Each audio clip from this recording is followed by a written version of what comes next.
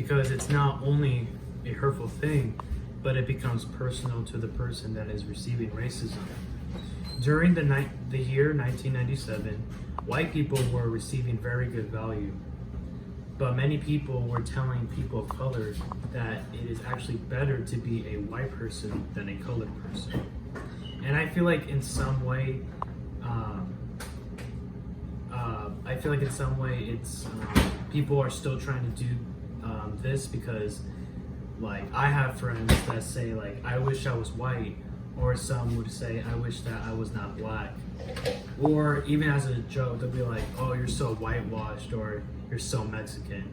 And I feel like it has a lot to do with racism, and it has gotten so bad that people are actually wishing or wanting to be someone different other than themselves.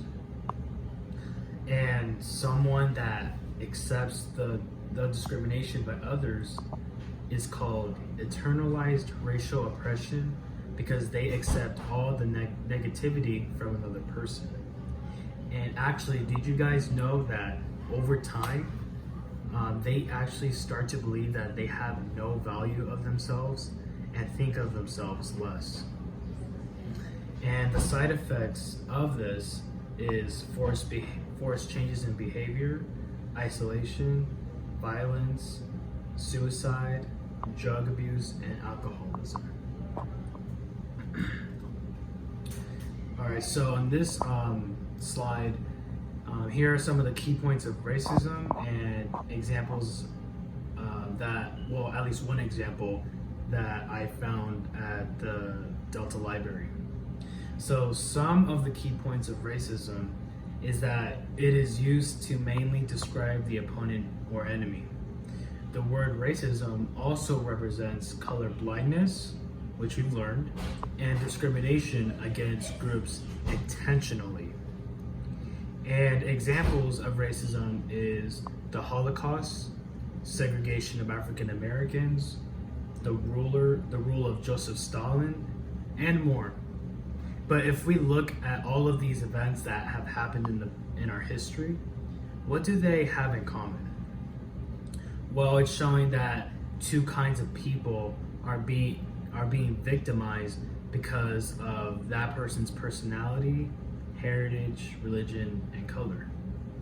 A man named Wam Anthony stated that he defines socialism as the belief that there are heritable characteristics possessed by members of species that basically allows us to divide them in a set of small races.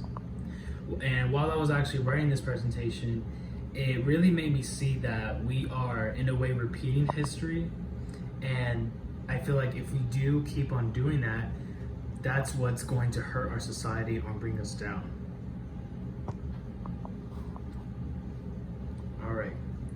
So the last questions I have for you guys is, what is the solution to this problem? What can we do to prevent more racism? Well, as we think about it, there are many ways we can do to stop racism.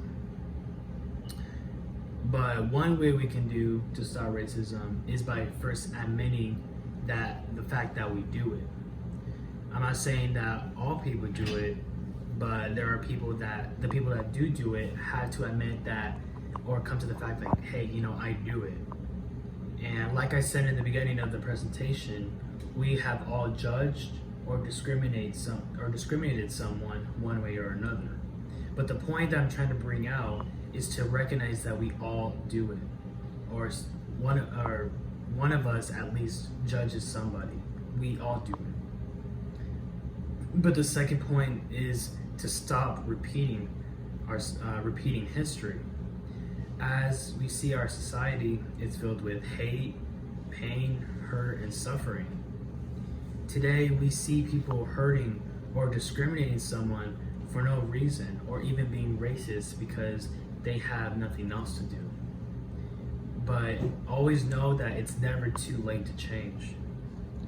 We have seen how racism has been around since the 20th century, or even longer. But what could we do about it? Well, we can do better. Not, we can try to do better, but we will do better. We can be better than our parents, our grandparents, and be the better person. Let me tell you guys something. In this world, it's easy to hate. It's easy to be afraid. It's easy to hurt. But what we lack as a society is natural affection.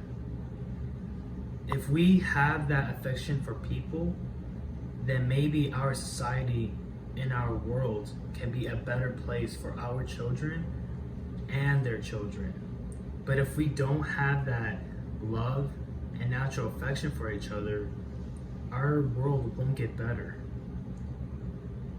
When our teachers, when we were in school, maybe our teachers tell us to change the world or be a positive influence in our society. But what they say is right. We have a chance to do something better, and we have a chance to be the better person that maybe our parents couldn't do or our grandparents couldn't do. So my point is, let's try to do better, or not try to do better, let's do better, because it will definitely benefit our society, our community, but mostly our world. Thank you.